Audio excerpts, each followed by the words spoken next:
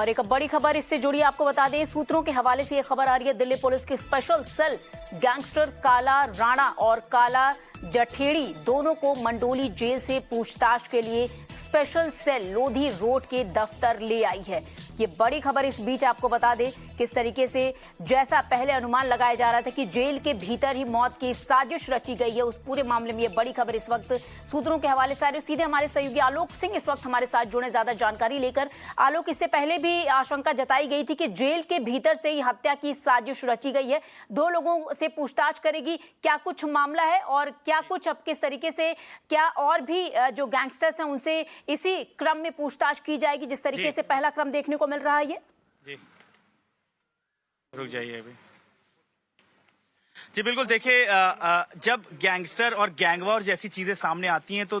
कड़ी दर कड़ी और लोगों के कनेक्शन सामने आते हैं और इस पूरी कहानी में भी यही सारी चीजें सामने आ रही हैं। काला जठेड़ी, जो कि आपको याद होगा काफी ज्यादा नाम सामने आया था पिछले दिनों जब छत्रसाल स्टेडियम में एक रेसलर की हत्या हुई थी और काला जठेड़ी वही शख्स है जो उस समय बताया जाता था विदेश में है, फिर दिल्ली आ गया था और दिल्ली से ही दिल्ली पुलिस की स्पेशल सेल ने उसको गिरफ्तार किया था। उसके ऊपर 40 से ज्यादा मुकदमे हैं और काला जठेड़ी लॉरेंस बिश्नोई का बहुत ही खास साथी बताया जाता है और इसी के कारण से काला जठेड़ी से पूछताछ की जा रही है। लॉरेंस बिश्नोई जो है वो भी तिहाड़ जेल में बंद है। लॉरेंस बिश्नोई को दिल्ली पुलिस की स्पेशल सेल राजस्थान की जेल से लेकर के आई थी, वो भी पिछले साल लेकर के आई थी और मकोका का केस लगा हुआ था जिसके कारण लॉरेंस बिश्नोई को दिल्ली पुलिस की स्पेशल सेल राजस्थान जेल से लेकर के आई थी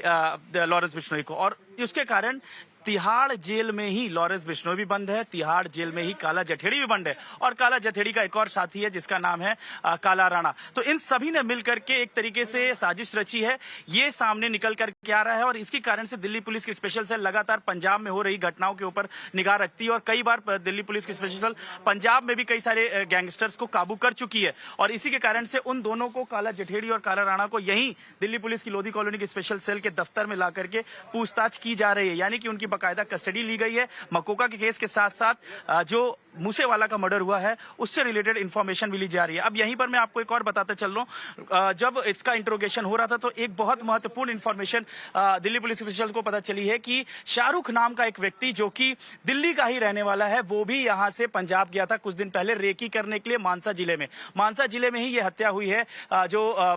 सिद्धू मूसेवाला की हुई है और मानसा में रेकी करने वो इसलिए गया था ताकि वो जान सके कि मूसेवाला का क्या मूवमेंट है और जब वो वापस आया तो उसने बताया कि बहुत ज्यादा तगड़ी उसकी सिक्योरिटी रहती है, खुद वो अपनी जो है बुलेट प्रूफ गाड़ी में घूमता है, अगर आपके पास AK-47 होगी तभी उसकी हत्या की जा सकती है और यहां पर आकर के उसने लॉरेंस बिश्नोई, काला जठेड़ी और काला राणा को यह इंफॉर्मेशन दिया और उसके बाद से AK-47 जैसी तमंचों का भी और AK-47 जैसे राइफल्स का भी इंतजाम किया गया है और इस हत्या में AK-47 जैसी जो है राइफल का भी इस्तेमाल किया गया है। ये प्रूफ ऑलरेडी हो चुका है क्योंकि जो खोखे मिले हैं वो बताते हैं। तो अब आप इससे साफ साफ पता चल सकता है कि किस तरीके से पंजाब में हुई इस पंजाबी सिंगर की हत्या के तार दिल्ली छोड़िए कनाडा तक जुड़े हैं क्योंकि कनाडा में भी जो बैठा गोल्डी बराड़ है वो भी जो है